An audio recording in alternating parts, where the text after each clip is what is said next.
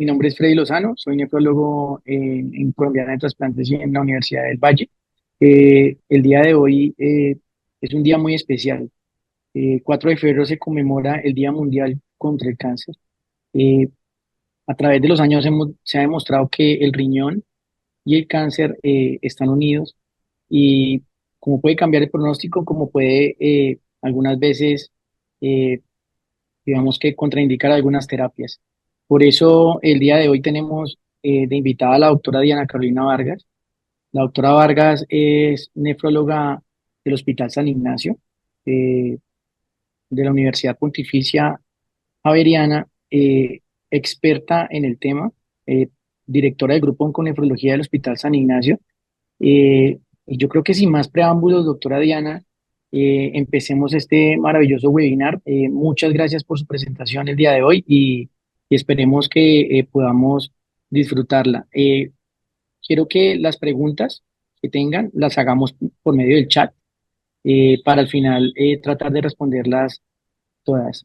Muchas gracias por estar presentes y esperamos que disfruten esta charla.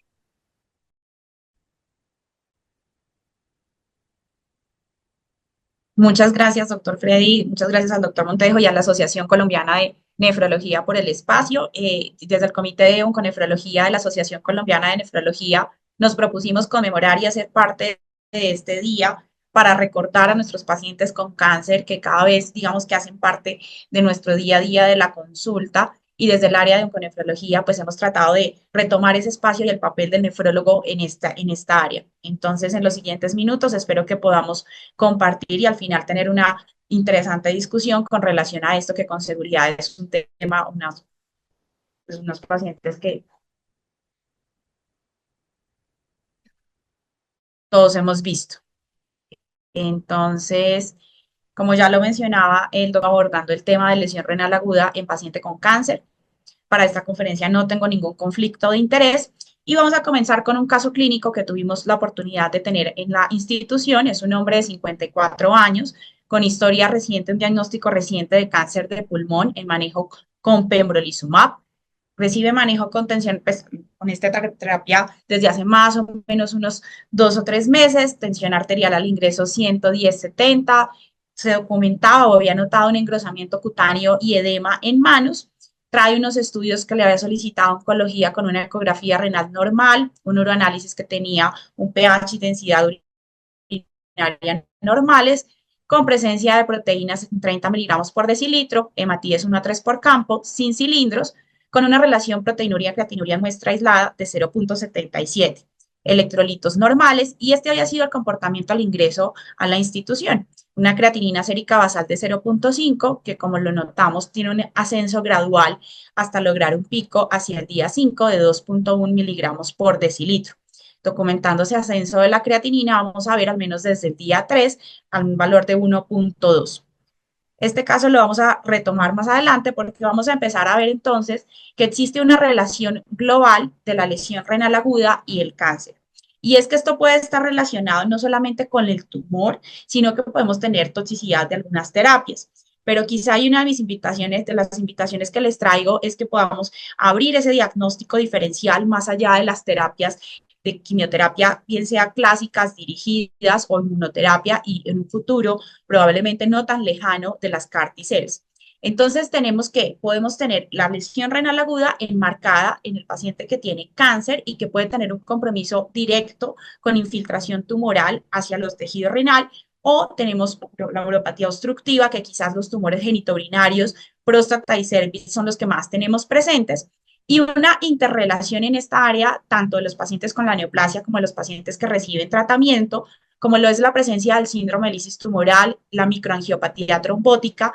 con presencia o no de coagulación intravascular diseminada, y unas vías que surgen de manera más importante y más frecuente, como les voy a mostrar en la primera parte de la conferencia, que son la lesión renal aguda hemodinámica o isquémica, y dentro de esta enmarcada tenemos los procesos infecciosos, algunas toxicidades asociadas a medio de contraste, episodios de deshidratación y la hipercalcemia.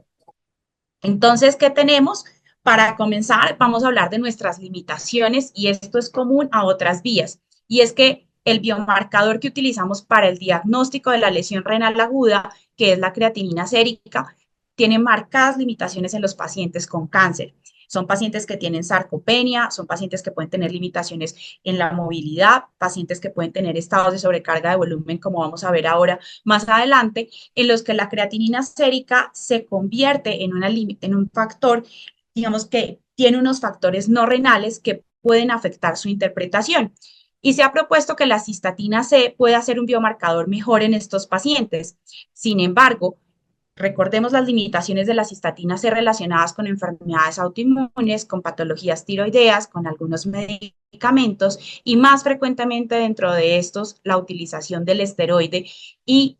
como podemos ver, muchos de los pacientes que reciben esquemas combinados combinan o reciben tratamientos con esteroide dentro de su tratamiento de la terapia como terapia antineoplásica y puede afectar también la interpretación sumado a un estado inflamatorio sistémico que acarrea la neoplasia. Entonces, en este punto no tenemos biomarcador y empezamos a cuestionarnos cómo hacer el diagnóstico de la lesión renal aguda asociada o en el paciente, documentarla en el paciente con cáncer. En el escenario ambulatorio, bastantes limitaciones con la creatinina. En el escenario agudo, vamos a ver que lo hacemos por creatinina con marcadas limitaciones en su interpretación. Y segundo, vamos a ver que tenemos una limitante grandísima, no solamente nosotros o en el día a día, lo que vivimos que no tenemos un registro confiable del gasto urinario, sino que no conocemos muchas veces la creatinina sérica basal y este ha sido como una de las motivaciones o de los puntos en los que hemos sido muy insistentes con el grupo de oncología y de urología en la invitación a medir o evaluar la función renal en los pacientes con cáncer, al menos con los parámetros o con los laboratorios que tenemos hasta el momento disponibles. Entonces, ¿qué tenemos o cómo se hace la evaluación en los pacientes y qué es frecuente, no es frecuente, por qué estamos o por qué nos reúne el día de hoy a hablar de lesión renal aguda asociada a medio de contraste? Les traigo quizás algunos de los registros más grandes que logré encontrar para la revisión. Van a ver que algunos son mucho más, digamos, viejos que otros, pero esto es un tema que ha necesitado, digamos, de cohortes grandes en los que se empieza a hablar de cómo hacemos el diagnóstico. Y vamos a ver que las primeras cohortes, los primeros registros utilizaban criterios rifle solamente de Anderson del 2006 incluía solamente pacientes que tuvieran diagnóstico de lesión renal aguda por criterios rifle, exclusivamente por creatinina sérica y no por gasto urinario. Y entonces, si cogemos las tres primeras categorías, vamos a ver que alrededor del 45% de los pacientes son diagnosticados en las primeras 48 horas y más del 50% de los pacientes van a desarrollar la lesión renal aguda en la hospitalización dentro de los primeros 7 a 15 días. La mayoría de ellos, en este registro que incluyó alrededor de 3.500 pacientes, eran hombres con una edad promedio de 56% y estaban hospitalizados en una UCI de oncología médica, alrededor del 66% de los casos, en un servicio de oncología quirúrgica, 32% de los casos, y cuando comparamos en términos de trasplante de médula ósea, tenemos 3.5% para el trasplante autólogo y 3.0% para el trasplante alogénico, con una mayor incidencia a los pacientes que cumplían para este momento los criterios de rifle evaluados en la primera categoría alrededor del 68%. ¿Y qué tenemos? Cuando los pacientes con cáncer con relación al momento del diagnóstico del cáncer desarrollan la lesión renal aguda, la mayoría van a presentar el primer episodio de lesión renal aguda en los primeros 5 años del diagnóstico y alrededor al menos del 17 al 27% lo van a tener en el primer año según este registro. ¿Y esto qué es importante? Vamos a ver que este registro plantea dos grupos de pacientes o dos poblaciones. Una población en la que se conocía la creatinina sérica basal y otra población en la que no se conocía y en quienes no se conocía o no se había medido ni siquiera la creatinina sérica basal al momento del diagnóstico y el paciente estaba recibiendo esquemas de tratamiento, eran pacientes usualmente más jóvenes que no tenían ninguna comorbilidad, pero podemos documentar o presentarla y esto va a limitar mucho más el diagnóstico o conocernos y aproximarnos de manera mucho más real al diagnóstico de la lesión renal aguda. Como les comentaba, el mayor riesgo está alrededor de los primeros 5 años, con una incidencia acumulada alrededor del 27%. ¿Y cuáles son los tumores que con mayor frecuencia se relacionan con lesión renal aguda? Tenemos tumores de vejiga, tumores de hematolinfoides de tipo leucemia o linfoma, seguido por hepatocarcinoma en esta cohorte, que es un estudio que plantea que se realizó en China, alrededor de, y este es, vamos a ver que es bien interesante porque plantea la separación de lesión renal aguda asociada a la comunidad y lesión renal aguda asociada a la hospitalización, porque definir la lesión renal aguda, que podemos poder estandarizar cuando revisamos los metaanálisis y las revisiones sistemáticas, el índice de heterogeneidad varía por encima del 90 al 99% y gran parte de eso está en la manera como definimos la lesión renal aguda en estos pacientes. Cogemos una creatinina que no conocemos, que tiene limitaciones en el paciente con cáncer y cómo voy a tomar cuál es mi momento de creatinina basal. Esto es variable en los diferentes estudios, algunos cogen al momento de la hospitalización, 3 meses antes, 7 días antes. Este es uno quizás de los únicos estudios en pacientes oncológicos en los que se separa y miremos que una gran proporción de pacientes, alrededor del 5.9%, desarrollan la lesión renal aguda en la hospitalización y ya les mencionaba que lo hacen. La mayoría, el diagnóstico se hace en las primeras 48 horas del ingreso hospitalario y digamos que más de la mitad la logramos hacer en los primeros 15 días, teniendo una incidencia alrededor de casi el 2% con una lesión renal aguda de la comunidad. Luego, no podemos olvidar que los pacientes pueden tener causas, vamos a revisarlas ahora, más allá de la toxicidad relacionada con la quimioterapia y que quizás dentro de esa evaluación que debemos hacer no está lesión renal aguda, ascenso de creatinina, suspenda la quimioterapia, sino que debemos hacer una evaluación integral porque probablemente la quimioterapia, la cirugía, los estudios que necesita el paciente como métodos diagnósticos es lo que va a terminar impactando el pronóstico y la supervivencia a largo plazo.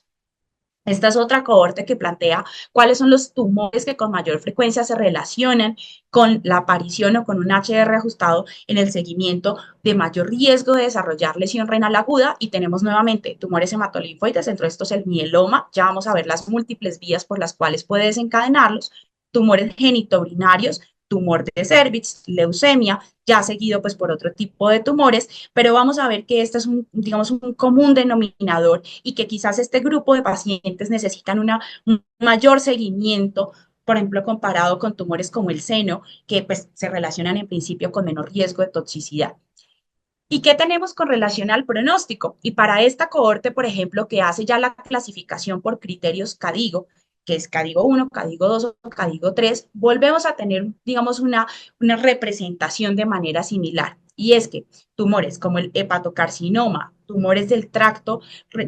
genitourinario, que incluye tumor renal y tumor de vejiga, y las neoplasias hematolinfoides son los tumores que se relacionan con un mayor riesgo de desarrollar lesión renal aguda y dentro de estos, los tumores como el hepatocarcinoma y las neoplasias hematolinfoides con un mayor riesgo de desarrollar una lesión renal aguda evaluada por criterios CADIGO hasta un estadio 3 o lo que conocemos como una lesión renal aguda severa.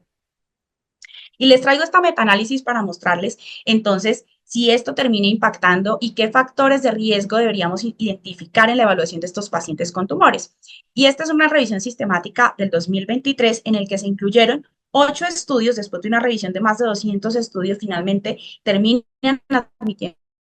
solamente 24 estudios y tenemos 8 estudios en pacientes críticamente enfermos y 16 estudios que incluían una incidencia, la evaluación de la lesión renal aguda en neoplasias linfoides, en neoplasias malignas, con una, digamos, una representación importante de pacientes. Y quiero que empecemos a mirar algunas cosas que son bastante llamativas con relación a esto. ¿Qué tenemos? La mayoría de los pacientes, entonces vamos a ver que las cohortes son heterogéneas, no solamente en la manera de evaluarlo, como les decía, quizás las primeras cohortes o los primeros registros hacen el diagnóstico por criterios rifle, por criterios de valor absoluto de creatinina, otros por criterios aquí. Finalmente, las cohortes más recientes lo hacen por criterios CADIGO y tenemos una heterogeneidad en el tipo de tumor y el tipo de unidad oncológica a la cual ingresaban los pacientes. Evaluación de tumor sólido, de tumor hematolinfoide, trasplante de médula, en el que cada uno tiene una vía fisiopatológica completamente diferente. Pero, ¿qué nos empieza a mostrar esto? que dentro de los pacientes críticamente enfermos, la incidencia de lesión renal aguda puede ser alrededor del 52%, con un intervalo de confianza que va del 34 al 70%. Pero esto no es diferente a la población que no tiene tumor. Ya vamos a ver que sí hay algunas vías fisiopatológicas y unos riesgos o el pronóstico sí se empeora en los pacientes oncológicos. ¿Y qué pasa cuando comparamos los pacientes que tienen tumor sólido con tumor hematolinfoide, una neoplasia hematológica? Que los pacientes que tienen neoplasia hematológica tienen una mayor incidencia de lesión renal aguda cuando se compara con tumor sólido. Y dentro de los factores de riesgo que se empiezan a identificar en algunas cohortes y que son persistentes y que se los he anotado aquí son la mayor edad, que tengan creatinina sérica basal elevada, o sea, que ya tengan un diagnóstico de enfermedad renal crónica, la presencia de choque y la obstrucción urinaria o la vía urinaria.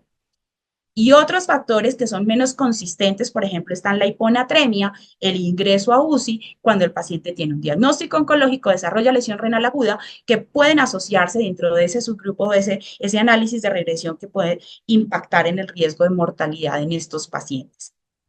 ¿Qué tenemos entonces? Como les decía, las primeras cortes los hacían con criterios rifle, cortes más recientes, alrededor del 2018, 2020, ya lo hacen después de la aparición de los criterios CADIGO con criterios CADIGO y es la manera como actualmente, al menos lo estamos haciendo o decimos adoptarlo y con una gran pues, variabilidad, como les había mencionado. Entonces, ¿qué tenemos? Una relación directa entre digamos, la terapia antineoplásica pero también relacionados con el tumor.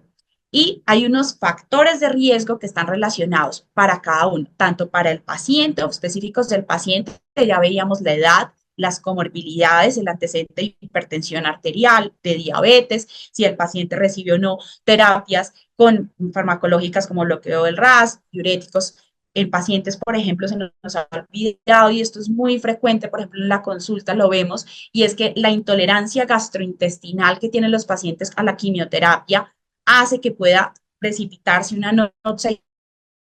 isquémica y no les explicamos a los pacientes con frecuencia cuándo no tomarse, por ejemplo, el antihipertensivo o el diurético, y esto termina impactando significativamente pues en la aparición de desenlaces. Por otro lado, tenemos entonces ya la toxicidad relacionada dependiendo de la categoría de riesgo que tenga cada uno de los medicamentos y pues mecanismos directos como lo vamos a ver relacionados con el tumor. ¿Y qué tenemos entonces dentro de estos factores de riesgo? ¿Cuáles son los más relevantes? De acuerdo entonces a esta revisión que encontré, entonces encontramos que el paciente que tiene antecedente de diabetes, paciente que usa previa, o sea, que tiene uso de antibióticos durante la hospitalización, paciente que tiene exposición reciente a medio de contraste, hiponatremia o el hecho de requerir unidad de cuidado intensivo, aumenta el riesgo de lesión renal aguda en estos pacientes y son los factores de riesgo que quizás debemos vigilar o el grupo de pacientes en los cuales debemos tener mucho más presente o hacer una evaluación mucho más periódica de estos pacientes para disminuir notas adicionales y poder intervenir digamos, con estrategias farmacológicas y no farmacológicas que permitan evitar o retrasar la progresión de la lesión renal aguda. Y este es un grupo, este es el trabajo que está citado en varios artículos y es el trabajo del doctor Dorman en el que se hace, es una corte que incluyó un estudio multicéntrico, unidades oncológicas, hemato-oncológicas específicamente en Francia y Bélgica, eran alrededor de 20 centros, tomaron diagnóstico de lesión renal aguda por criterios AKIN y documentaron que el 80% de los pacientes tenían lesión renal aguda al momento del ingreso a la unidad de cuidado intensivo.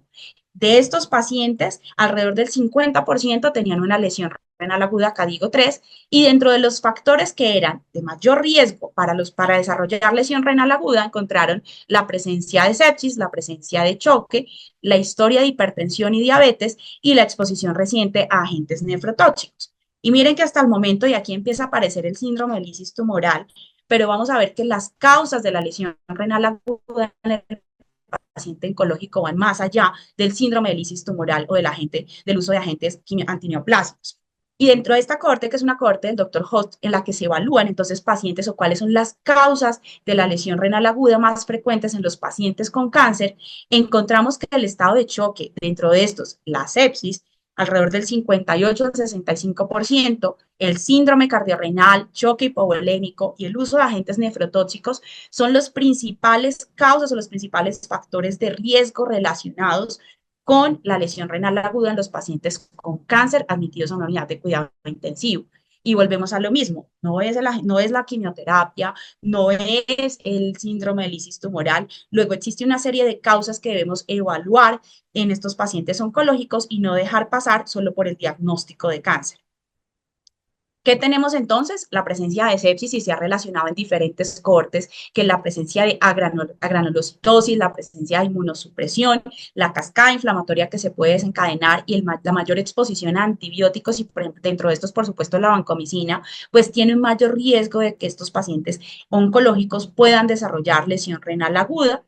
la presencia del síndrome cardiorrenal, y estas referencias se las traigo porque es muy útil en la evaluación de los pacientes que van a ingresar o que van a comenzar la evaluación de los esquemas, que van a comenzar quimioterapias, especialmente con pacientes que van a recibir antraciclinas o terapias dirigidas contra el ER2. Importante cuando vemos un paciente oncológico conocer todo su historial de oncología, a veces lo vemos con tercera, cuarta, hasta sexta, séptima línea, pero es importante saber cómo ha sido la exposición previa de estos pacientes, radioterapia, cirugía, porque todo esto pues va a impactarnos en términos de cuál es la evaluación de la función renal y del riesgo, especialmente riesgo cardiovascular, porque el paciente puede desarrollar falla cardíaca y dentro de eso, por supuesto, el riñón puede verse comprometido. Y ya veíamos en la corte del doctor Host cómo, por ejemplo, puede llegar a ser la segunda o tercera causa de lesión renal aguda en los pacientes con cáncer. El Consenso Europeo de Evaluación de Cardiología incluye, por ejemplo, que dependiendo del tipo de antineoplásico que se reciba, dependiendo del perfil del paciente, se debe hacer una evaluación complementaria con biomarcadores, con el ecocardiograma, para poder hacer un seguimiento, digamos, periódico, mucho más juicioso de la función renal. Creo que los nefrólogos debemos aproximarnos a eso, a esa fenotipificación del riesgo del paciente y poder determinar cuáles son los perfiles de riesgo y cómo deberíamos hacer la evaluación de estos pacientes. Tenemos entonces, retomando, entonces vamos a ver que tenemos otro caso que tenemos una mujer de 63 años, cáncer de ovario, había recibido manejo previo con cirugía, recibe terapia actual con carboplatino paclitaxel, tiene progresión, por lo cual deciden cambiarla a paclitaxel y bevacizumab, con lo cual desarrolla progresión y deciden ajuste de línea por oncología con bevacizumab y gencitabina. En el segundo mes de la terapia, la paciente empieza con hipertensión arterial no controlada, por lo cual se decide suspender el bevacizumab. Este es el comportamiento de la creatinina al día 1 del inicio de los agentes antineoplásicos con creatinina de 0,8 y hacia el tercer mes presenta una creatinina de 2,2. Ecografía renal normal, proteinuria de 8 gramos previamente negativa, uroanálisis con proteinuria y presencia de cilindros granulares como marcador de enfermedad renal, descenso de la hemoglobina de 12 a 8,4 gramos, con un complemento en la evaluación que se hace, complemento normal, LDH elevada y ligero ascenso de los reticulocitos. ¿Qué empezamos a ver? Que es una paciente que probablemente tenga esta tercera vía de daño asociada a la quimioterapia, en la que tenemos que los pacientes pueden desarrollar microangiopatía trombótica. Y para este caso que tuvimos, por ejemplo, ese puede ser un caso que uno ya sabe que el perfil de riesgo de gencitabina, de los inhibidores del BEF, incluso con la administración intraocular solamente, pueden desarrollar microangiopatía trombótica y que esta microangiopatía puede ser incluso solamente limitada al riñón sin desarrollar síntomas o compromiso a nivel sistémico. Es decir, podemos tener un paciente que desarrolla hipertensión, proteinuria, deterioro de la función renal, pueden desarrollar síndrome nefrótico, deterioro acelerado de la función renal en el marco de una microangiopatía trombótica, los inhibidores del BEF. Entonces, ¿cuáles son las vías de daño? Alteración, por supuesto, del BEF, y esto, digamos que favorece la disfunción y activación endotelial, que lleva a la hemólisis intravascular, a la formación de microtrombos, reducción de la capacidad fibrinolítica y formación de agregados, que favorece la formación de microtrombos y de oclusión microvascular, que lleva a la presencia de proteinuria y pues en manifestaciones severas de microangiopatía o de síndrome nefrótico. Entonces, hace parte de las manifestaciones que vemos, pero es que tenemos y entramos en una bolsa grandota en la que podemos agrupar la microangiopatía trombótica, pero en los pacientes con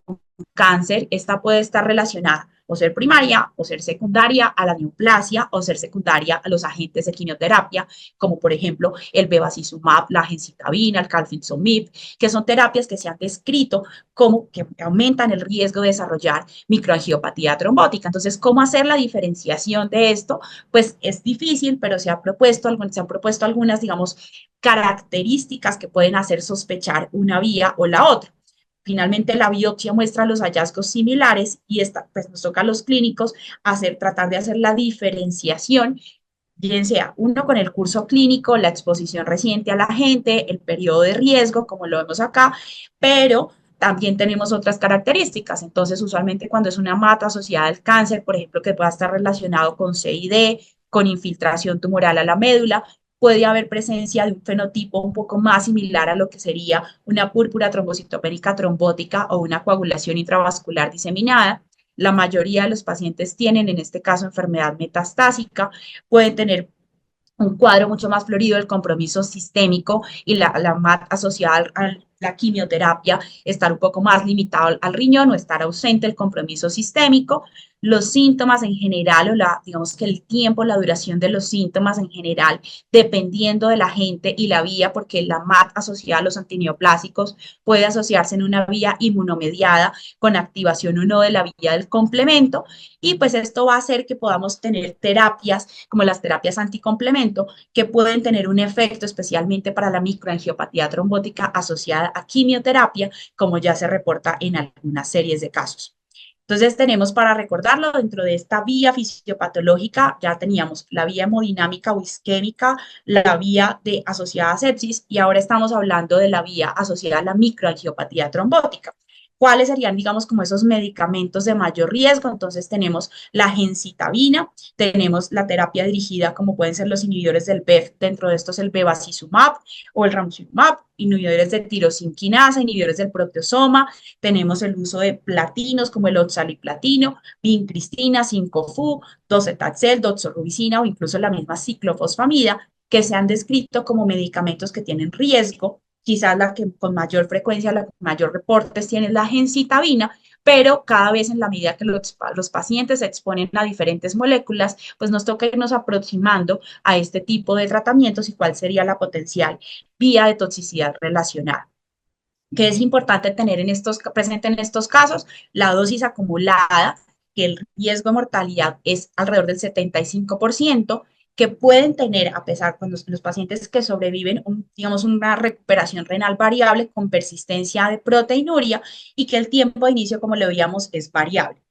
Afortunadamente, la microangiopatía trombótica asociada a medicamentos es rara y por eso no debería ser, en principio, cuando estamos abordando un paciente que tiene una lesión renal aguda, nuestra principal sospecha. Hace parte, por supuesto, del abordaje o el dar vuelta del diagnóstico diferencial que debemos tener presente, pero se deben agotar otras vías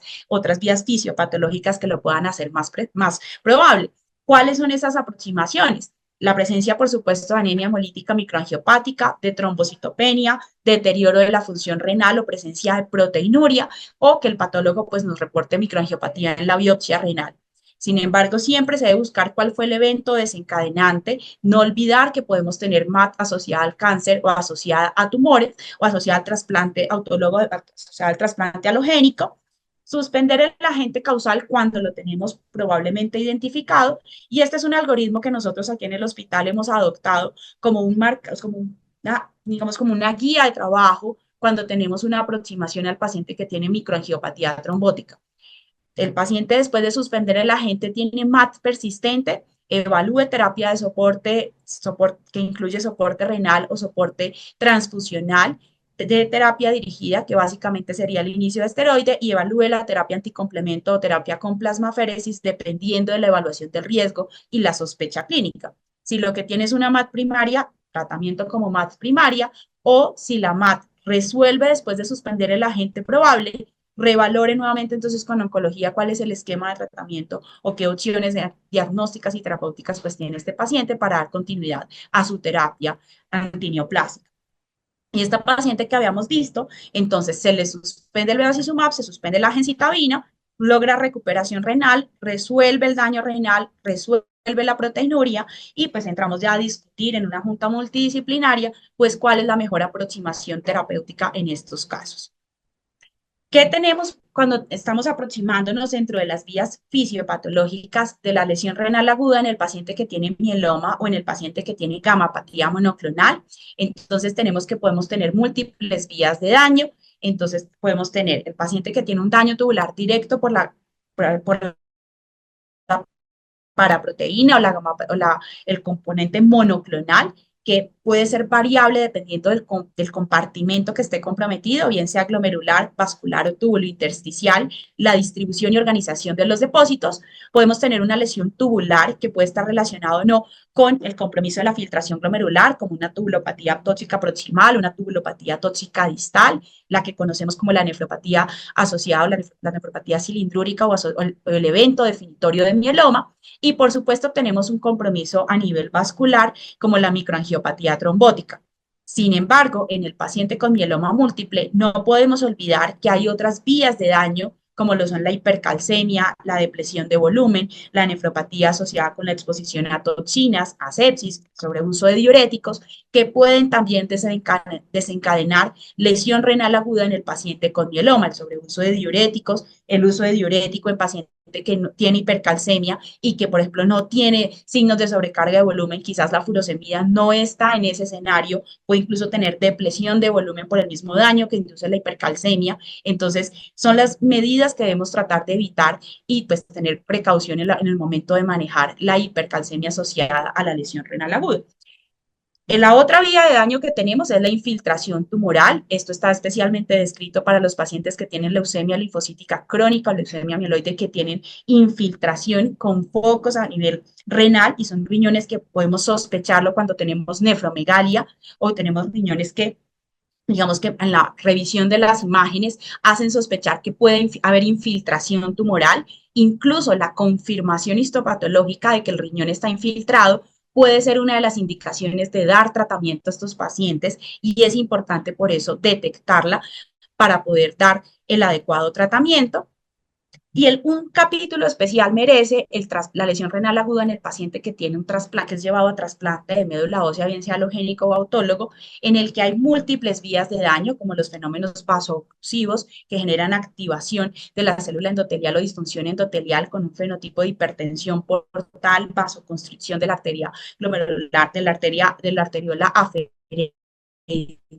y lesión renal, la disfunción y activación endotelial y del podocito que puede llevar a proteinuria, enfermedad glomerular, la activación de citoquinas y el uso de medicamentos que pueden afectar. Recientemente tuvimos un caso de un paciente con una lesión renal aguda con niveles supraterapéuticos de tacrolimus, paciente con una colitis por citomegalovirus, uso de foscarnet por resistencia y todo esto fue lo que terminó sumando a la progresión de la lesión renal aguda y pues desafortunadamente el día de hoy con un desenlace fatal en la medida que el paciente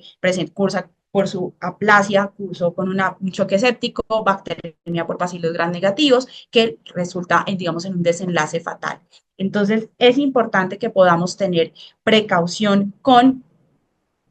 la utilización de estos medicamentos, asimismo la nefritis por radiación, que tiene un patrón de daño, por ejemplo, asociado cuando hay generación o afectación glomerular, podemos tener un patrón mesangio proliferativo que puede terminar causando disfunción endotelial, hipertensión arterial maligna, dentro de las múltiples vías que tiene la lesión renal aguda asociada al trasplante de médula ósea.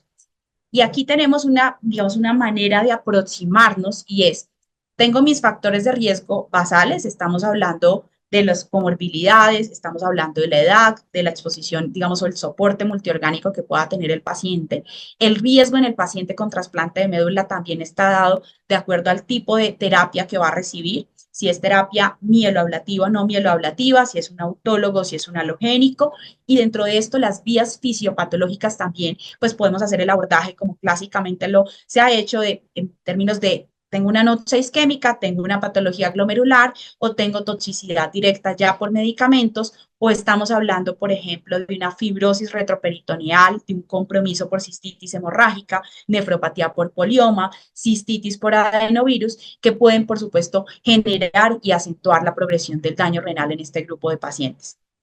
Esta es una diapositiva que, digamos, que incluye cómo se debería hacer la evaluación. hay casos de microangiopatía trombótica aguda, la nefropatía por radiación, el síndrome de lisis tumoral, por supuesto, y pues casos de nefropatía obstructiva en pacientes llevados a trasplante halogénico y el uso de agentes nefrotóxicos, dentro de estos, por supuesto, el aciclovir, la anfotericina B. Se ha descrito que la aspergilosis, por ejemplo, puede ser un factor de riesgo para mayor incidencia de lesión renal aguda y mayor riesgo de mortalidad en pacientes que son llevados a trasplante de médula ósea.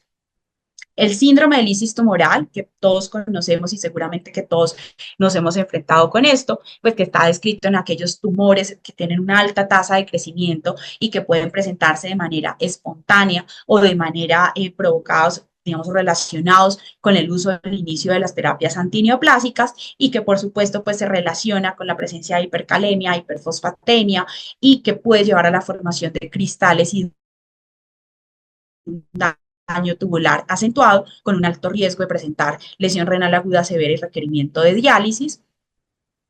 Por otro lado, tenemos la uropatía obstructiva, que puede ser, bien sea por un compromiso intrarrenal o extrarrenal, y que no podemos olvidar en el paciente oncológico el escenario al que podemos vernos enfrentados, que es la presencia de uropatía obstructiva, un compromiso obstructivo sin evidencia de dilatación. Y es porque estos pacientes pueden haber estado expuestos a terapias, a radioterapia, que termina generando una fibrosis a nivel retroperitoneal y fibrosis del ureter, que puede afectar y pues no generar esa dilatación de la vía urinaria, sin embargo generando un compromiso obstructivo. Por otra vía está la presencia de edema, que puede también afectar y que pueden tener un comportamiento de uropatía obstructiva frecuente en los pacientes que tienen tumores del tracto genitourinario, como sea de cervix, sea de próstata, sea vesical, que terminan generando pues un compromiso y una afectación de las presiones retrógradas de la vía urinaria y que favorece pues la progresión y el daño renal, que es importante la comunicación con el grupo de urología o urología oncológica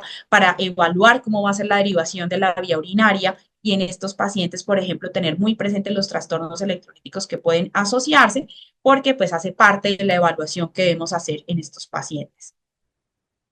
Y cuando entramos al capítulo de evaluación de la quimioterapia, entonces podemos agruparlo en terapia convencional, en terapia dirigida o en pacientes que reciben inmunoterapia. La terapia convencional, el clásico, pues el uso de platinos que pueden relacionarse con toxicidad proximal, con hipomagnesemia, con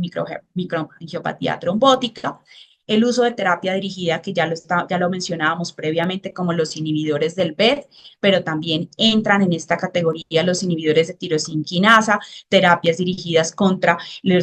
por ejemplo, contra los PCL2, como el venetoclax, que también tiene una asociación importante con trastornos electrolíticos especialmente, y la inmunoterapia, que es una terapia a la cual cada vez nos vemos expuesto más, que es el uso de inhibidores, bien sea el PD1, PDL1 o CTLA4, que se relacionan con una vía de activación del sistema inmunológico en el que también participa el sistema renal y que puede haber presentación de casos principalmente, hasta en un 75% de los casos, de nefritis tubulointersticial, activación del mesangio y daño a nivel podocitario con reactivación de glomerulopatías. Estos son algunos de los tumores de los medicamentos que se utilizan, como los inhibidores de checkpoint, y en patologías principalmente como el melanoma, y que ha venido a cambiar un poco el pronóstico en estos pacientes, sea de pulmón de célula pequeña, y que con frecuencia cada vez más vemos expuestos pues, a estos pacientes. Afortunadamente es una presentación infrecuente, la nefritis tubulointersticial dentro de la totalidad de los pacientes, con una incidencia alrededor solamente del 2 al 5%, con otras causas mucho más probables, con un periodo de presentación de riesgo alrededor de 16 semanas y que tiene, digamos, en general un peor pronóstico cuando ocurre y pudiendo ser o una manifestación de no o una manifestación de recaída en estos pacientes. Puede afectar cualquiera de los tres compartimentos y podemos tener un compromiso principalmente tubulointersticial, pero en pacientes en riesgo o que tienen autoinmunidad puede presentarse con una enfermedad glomerular, con un compromiso a nivel vascular, como presentación de microangiopatía trombótica o incluso de vasculitis ANCA en algunos pacientes dentro de las glomerulopatías más frecuentemente descritas. Y podemos entonces hacer la evaluación muy similar a lo que hacemos en un paciente que no tiene una patología oncológica y es, mi paciente tiene, además de la elevación de la creatinina sérica, presencia de proteinuria o hematuria, Dependiendo de la magnitud de la proteinuria u otros hallazgos asociados, como la acidosis tubular renal distal, la presencia de cilindros, puedo hablar de que mi paciente probablemente tiene una NTI, o si estoy más en el escenario de una patología glomerular, pues puedo pensar que mi paciente tiene una reactivación o tiene una glomerulopatía de nuevo asociada con el uso de la inmunoterapia, y pues hacemos la evaluación diagnóstica de acuerdo a esto. Y si recuerdan el primer caso, hablábamos de que el paciente estaba expuesto a pembrolizumab y que tenía unos cambios a nivel de la piel, y lo llevamos a biopsia y lo que documentamos es la presencia de inflamación tubulointersticial en este caso, con presencia de NTI asociada al uso de la inmunoterapia, con un fenotipo de esclerosis sistémica favorecida por la inmunoterapia, y lo que tuvimos que hacer fue suspender la inmuno para evitar la progresión hacia una lesión renal aguda severa y deterioro de la parte sistémica y pulmonar. Y este es un algoritmo en el que hemos trabajado también acá en el hospital, en el que proponemos, adoptado de la recomendación de la Sociedad Española de Nefrología, acerca del uso de la inmunoterapia en los pacientes con cáncer. ¿Cuál es una recomendación que hemos trabajado con el grupo de oncología? Suspender o evitar el uso de inhibidores de bomba de protones en la medida que esto puede aumentar el riesgo de lesión renal aguda, evaluar si hay algún otro órgano que pueda favorecer una reacción inmunomediada. Si lo hay, iniciar terapia empírica con esteroide, pero si hay hallazgos que no sugieren patología tubulointersticial, orientan más a un compromiso glomerular, o tengo presencia o no hay respuesta al uso de esteroide, evalúe la realización de biopsia renal en estos casos para confirmar el diagnóstico, evaluar pronóstico, y si es refractario, considerar otro tipo de terapias. Este es el caso que les mencionaba. Esta es la biopsia renal con presencia de un filtrado tubulointersticial, que al iniciar el tratamiento con el esteroide, alrededor del día 15, ya el paciente tenía descenso de la creatinina con mejoría clínica. ¿Qué tenemos? Y este es un capítulo importante dentro de la evaluación de la lesión renal aguda, y es la pseudo lesión renal aguda. Y es que medicamentos, especialmente, por ejemplo, como el palbociclib, que es uno de los con los que hemos ya tenido experiencia, pueden relacionarse con pseudo lesión renal aguda, y aunque pueden tener algún grado de daño renal, se recomienda que se utilice otra vía para la evaluación, dentro de los que se recomienda hasta el momento, por ejemplo, la cistatina C, y en curso otros biomarcadores que pueden orientar con mayor fidelidad o con mayor confianza la presencia o no de daño renal, porque muchos de estos pacientes, por las vías que se mencionan de alteración del transporte de la creatinina, pueden generar una elevación de creatinina sin representar realmente que estos pacientes tengan lesión renal aguda. Y este es el algoritmo que se propone. Si el paciente tiene incremento de la creatinina sérica con alguno de estos medicamentos que se ha propuesto, evalúe o clasifique de acuerdo al riesgo, intente determinar por cistatina C cuál es la aproximación, y si realmente el paciente tiene alteración por cistatina C, pues considere suspender el agente. De lo contrario, podría mantenerlo y hacer una evaluación periódica, pero con cistatina C, para poder guiar adecuadamente a estos pacientes y evitar retirarlos y, pues, digamos, quitarles el beneficio de la quimioterapia. Y es importante, si el paciente desarrolla lesión renal aguda, pues sí, definitivamente termina impactando en los días de hospitalización, alrededor de 5 días. Cuando uno compara con la paciente que no desarrolla lesión renal aguda, incrementa los costos de hospitalización y de, digamos, mayor riesgo de mortalidad. Esta es una curva de supervivencia de uno de los trabajos que habíamos visto previamente, y podemos empezar a ver que hay algunos factores que persisten dentro de este grupo: la presencia de hiponatremia, transferencia a la UCI, la lesión renal aguda como un factor independiente de mortalidad, y a mayor severidad, mayor riesgo de mortalidad y de afectar la supervivencia de estos pacientes. ¿Qué pasa en los pacientes que desarrollan lesión renal aguda CADIGO 3? Tienen mayor riesgo cuando se compara con los pacientes que tienen un CADIGO 1, y por supuesto globalmente tienen un mayor riesgo. Este es el trabajo que les mencionaba previamente, que veíamos al principio, de los pacientes en la UCI hemato-oncológica, y como por ejemplo la presencia de aspergilosis, la comorbilidad, el diagnóstico de mieloma, la respuesta, digamos, a la quimioterapia en los pacientes con patología hematolinfoide, si es una respuesta completa versus una respuesta parcial, el grado de respuesta puede afectar ese riesgo de mortalidad. Por supuesto, los scores de riesgo de severidad, como el SOFA o el APACHE, que se han descrito en estos pacientes, pues son factores independientes asociados con la mortalidad, como se ha descrito para otro tipo de tumores como la hiponatremia. ¿Y qué tenemos cuando el paciente necesita diálisis? Pues estos pacientes, por supuesto, tienen un mayor riesgo de mortalidad, alrededor del 57% comparado con el 30% de los pacientes que no necesitan diálisis. Dentro de las modalidades, este es de los pocos trabajos que encontré que reportan el tipo de diálisis que reciben los pacientes. Es muy similar a la evaluación que hacemos en el paciente no oncológico, terapias de reemplazo renal continua y un transfer hacia hemodiálisis en la medida que el paciente logra una mejor estabilidad clínica. Quienes reciben mayor hemodiálisis convencional como terapia inicial, pues los pacientes que ya tienen un diagnóstico de enfermedad renal crónica previo a la, digamos, a la hospitalización, con un riesgo de dependencia de diálisis alrededor de los 60 días, de alrededor del 12, en algunas cohortes alrededor del 23%. Y ya para ir cerrando, tenemos entonces que hay diferentes, digamos, causas que llevaron a motivarles el inicio de la diálisis en estos pacientes. La azoemia, la sobrecarga de volumen, la acidemia metabólica, es decir, las indicaciones terminan siendo muy similares al paciente del grupo no oncológico. A uno no le sorprende que la, digamos, la mortalidad sea similar cuando uno lo compara alrededor del 57 al 60% para el paciente críticamente enfermo, y es que probablemente haya factores más allá del tumor o existe una alta heterogeneidad, bien sea como les marco aquí en los criterios de definición de lesión renal aguda, en los criterios de el tipo de unidad o el tipo de tumor o el tipo de terapia o la respuesta, y pues esto termina afectando, por supuesto, y marcando una gran heterogeneidad en la evaluación de estos pacientes, pero pues definitivamente se debe hacer una evaluación integral al momento de definir cuál es el manejo o el inicio de la terapia de soporte renal en este grupo de pacientes. ¿Qué tenemos? Que la lesión renal aguda, y espero que este haya sido como el mensaje que haya quedado a lo largo de la charla, es que el paciente con cáncer es multifactorial y no necesariamente o no exclusivamente está relacionado con una vía tóxica por la quimioterapia. Luego la primera respuesta nuestra no debe ser suspenda la quimio, sino que hagamos una evaluación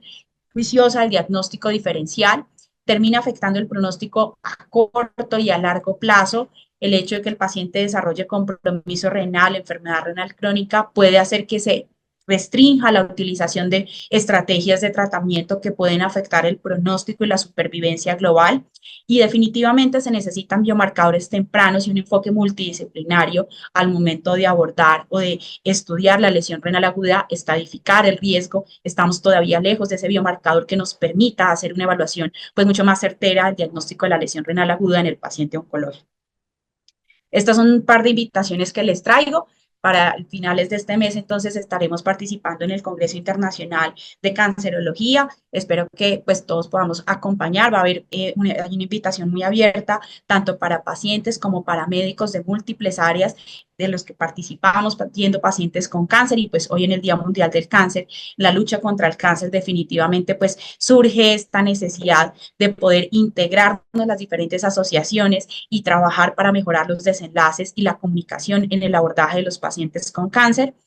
Y recordarles que tenemos dos eventos, estaremos participando desde el Comité de Onconefrología en el simposio colombiano que está previsto para mayo, y en el simposio de onconefrología, en el tercer simposio javeriano de onconefrología, el 13 de junio, aquí en el Pablo VI. Todos invitados a que se unan y que podamos participar y pues seguir aprendiendo de esta área que nos impone muchísimos retos en nuestros pacientes. Muchas gracias. Quedo atenta a comentarios o los siguientes minutos a preguntas. Muchas gracias, doctora Diana. Excelente presentación. Realmente logramos abarcar todas las vías por las cuales un paciente con cáncer puede desarrollar lesiones renal aguda. Sin embargo, pues siempre en la mayoría de las reuniones, cuando hablamos de lesión renal aguda y cáncer, siempre surge una pregunta, y las que le hicieron también en el chat, y es: ¿cuál es el papel de la biopsia renal en el paciente que tiene una lesión renal aguda y pues tiene cáncer? Digamos que en el escenario de la abordaje, y cuando uno ha pasado por este amplio diagnóstico diferencial y cuando uno tiene como la vía fisiopatológica identificada y logra decir, ok, probablemente es séptico, probablemente es isquémico, pues en general trata la causa o resuelve la noxa y esperaría uno que logre recuperación renal. Sin embargo, hay digamos, con unos pacientes que tienen un curso atípico, en los que no logra una evidencia cuál es la noxa clara, diría que es como ese, digamos que son los pacientes en los cuales nosotros hemos decidido llevarlos a biopsia. Tenemos dudas, por ejemplo, con relación al comportamiento clínico. Hemos tenido algunos casos, por ejemplo, de toxicidad asociada al oxaliplatino, que clínicamente desarrollan o cursan con anemia hemolítica microangiopática y que la sospecha ha sido que puedan tener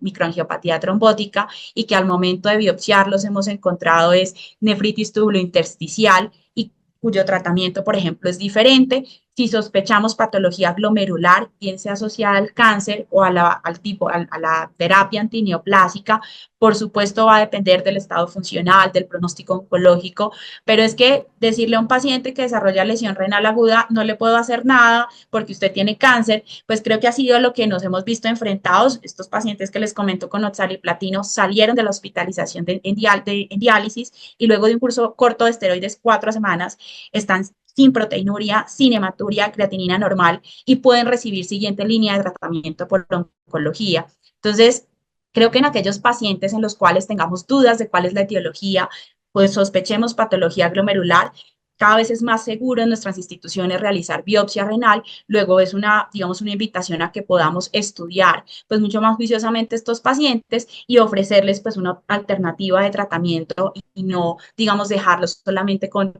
lesión renal aguda, igual diálisis y pues afectarles la terapia antineoplásica y por supuesto de la mano de esto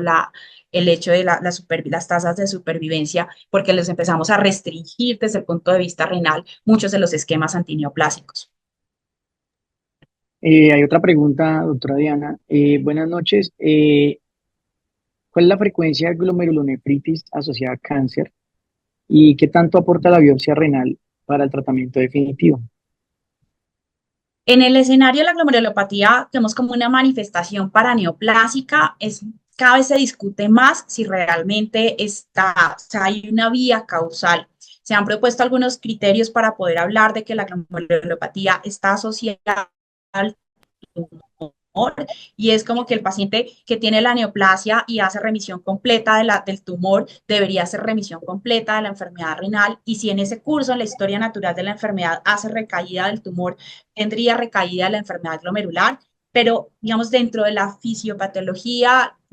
digamos, como la activación antígeno tumoral, anticuerpo, y la limitación que se tiene de no poder identificar en muchos tumores esos, digamos, esos antígenos anticuerpos, hace que sea muy difícil, digamos que en la mayoría de cohortes hoy en día, poder hablar de una manifestación paraneoplásica de enfermedad glomerular. Se ha propuesto, por ejemplo, un periodo de riesgo del diagnóstico de enfermedad glomerular hacia el tumor de al menos 5 años, pero en aquellos tumores que aparecen después de 5 años, clásicamente como la conocemos, la nefropatía membranosa, es muy probable que no sea una paraneoplásica, sino que sea una enfermedad primaria. Incluso en pacientes que tienen PLA2R positivo, uno diría, estos pacientes es asociado no al tumor. Entonces, es muy difícil, la presentación va a variar, pero no oscila más allá del 3 al 5% cuando hablamos, por ejemplo, de nefropatía membranosa, va a depender del tipo de tumor. En IgA, por ejemplo, se ha hablado de la asociación con SEA renal, tumores de órganos sólidos, cáncer de órgano sólido se ha relacionado con nefropatía membranosa, cambios mínimos con neoplasias hematolinfoides, pero realmente la asociación paraneoplásica cada vez es más discutida y creo que sigue estando un papel muy importante para la biopsia renal y algunos hallazgos, pues en el futuro, la presencia de biomarcadores como la trombospontina 7 para el caso de la nefropatía membranosa, el NEL1, que pueden aproximarse mejor al diagnóstico y probablemente una asociación con tumor en estos casos, pero la vía causal creo que sigue siendo muy difícil todavía de establecer. Excelente, doctora Diana. Yo creo que una última pregunta que vemos aquí. ¿Existen medidas específicas para prevenir la lesión renal aguda según el perfil de riesgo del tratamiento oncológico? Va a depender, creo que digamos que no existen unas medidas específicas, creo que el escenario ideal es que podamos aproximarnos, como ya lo están haciendo los cardiólogos oncólogos y la recomendación del consenso europeo a la clasificación o establecer estos fenotipos de riesgo. Creo que con los factores de riesgo que se han identificado en los diferentes registros y las cohortes, lo que nos queda a nosotros incluso es evaluar en nuestra población cuáles son esos fenotipos o esos grupos de riesgo, pero quizás en aquellos pacientes que tienen neoplasia hematolinfoide, pacientes que tienen tumores del tracto genitourinario, cáncer de vejiga, cáncer renal, que tienen un mayor riesgo el hepatocarcinoma, uno podría establecer, digamos, si tienen enfermedad renal crónica, hipertensión o diabetes, pues quizás la monitorización más frecuente, la vigilancia del gasto urinario y evitar pues noxias adicionales, pero un tratamiento específico para la lesión renal aguda, siendo una vía tan multifactorial, pues hasta el momento no tenemos un tratamiento específico para cada una y va a depender, por supuesto, del escenario clínico, pero sí, digamos que ameritaría una vigilancia mucho más temprana y periódica de la función renal en estos pacientes.